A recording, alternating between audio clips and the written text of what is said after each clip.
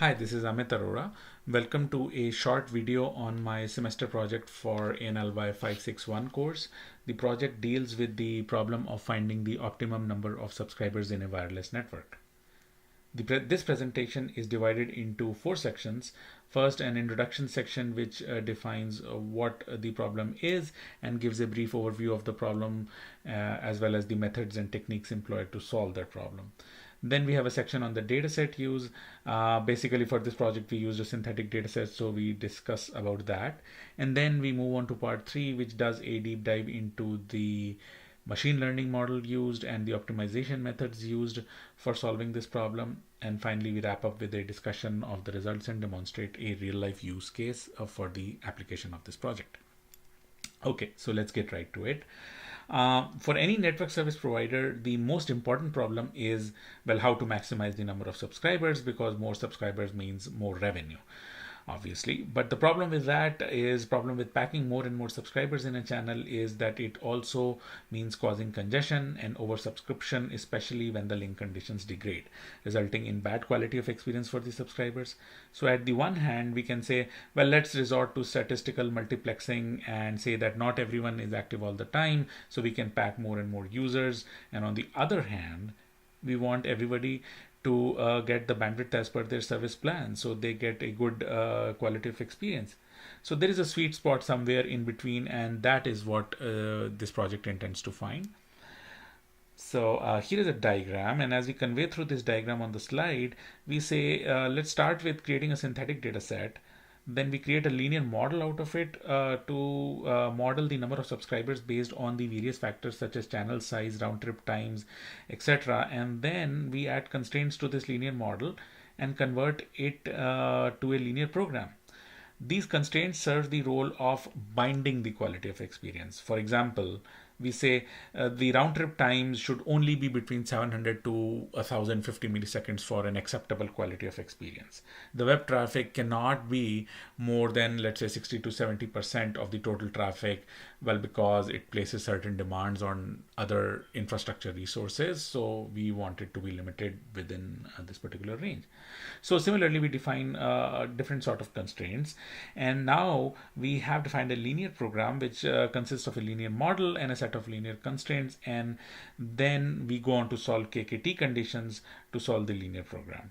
So in this way, we have a set of parameters that maximize the number of subscribers and also at the same time meet all the constraints. And thus we have a solution to the linear program at hand. Now, how are these problems solved currently? Well, currently, it is a matter of heuristics, and experts solve this problem by looking at empirical data using heuristics and so on. And potential future enhancements include trying out non-linear model with non-affine constraints and pose this problem as a convex optimization problem. The idea being that a non-linear model might be able to better approximate the number of subscribers, and a convex optimization problem might provide a better result than a simple linear program. Moving on to the next slide. So here are the details of the data set used as shown on this slide. Since the real data is not possible to get because it would be only available with large service providers, so there are concerns with well, to begin with, that is proprietary data, and then there are concerns about privacy and other things. So a glimpse of this data, of the synthetic data that we generated and used for this paper, is shown in this table here. And now we choose a bunch of parameters which we think will help determine the number of subscribers. Now 3 different channel sizes are considered: 5 megasymbol, 34 megasymbol, and 70 megasymbols. These channel sizes are typical sizes in a satellite network, and we generate the data using something like something called an 80-20 rule, which basically says 80% of the time the network is behaving optimally and 20% of the time it is behaving suboptimally, maybe because of congestion, maybe because of link conditions degrade, and so on. So we create Gaussian distributions for each parameters with different mean and standard deviations for the for the optimal case and the suboptimal case. And then we say to create, let's say, 100 observations for each channel size. We pick 80 observations, randomly selected observations from the optimal value distribution, and 20 randomly selected values from the suboptimal distribution, and we do this for every continuous variable for all three channel sizes. So thus what we have is a Gaussian mixture for each parameter, and as illustrated in this diagram here on this slide, you can kind of see three lobes in each of the continuous parameters corresponding to three different channel sizes, the mean value in the three different channel sizes. Okay, so this slide shows the linear model and the linear program. Now, and the table on the left shows the parameters that were considered for the linear model. So these are the 7 parameters that were considered, and alongside we also mentioned some constraints that basically each parameter has to be within a particular range, and these are linear constraints. Now we also define two equality constraints. One is the channel size in question. So we always pose the problem as saying, well, for a channel of size 34 megasymbols, for example, now we have these constraints, right? So the channel size is always given. And then the second equality constraint is that all the different traffic type, the percentage of different types of traffic has to add up to 100%. Then we have ranges defined inequality constraints saying that each of these parameters has to be between such and such range, and therefore we define that, and we actually split those inequality constraints into two separate constraints, one for the left edge of the range and the other for the right edge. So here we have the minimization program defined, which is the linear function, the linear model, which defines the number of subscribers based on the various parameters, and the negative sign here indicates that this is a minimization program, which by reflection principle should give us the maximum number of subscribers. So this slide here shows how the KKT conditions are set up and how they are used to solve the linear programs. So we list the stationarity, primal feasibility, dual feasibility, and complementary slackness conditions.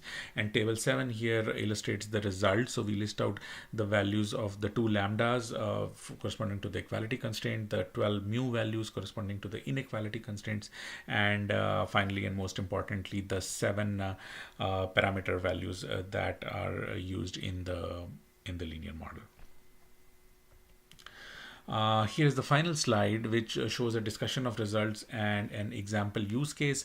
So first we illustrate the linear model FP, and we exactly write it out in terms of the coefficients. And as you see that we only include 4 parameters here instead of 7, because when we ran the linear model, we found out that the p-values of certain parameters were not significant, so they were excluded from the model.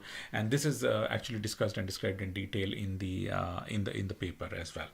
So these are the coefficients of the linear model, and we quickly note that the channel size in megasymbol and the capacity both have positive correlation with the number of subscribers given by the positive sign of the coefficient, and similarly the round trip time and the web traffic percentage have a negative correlation because the coefficient have a negative sign.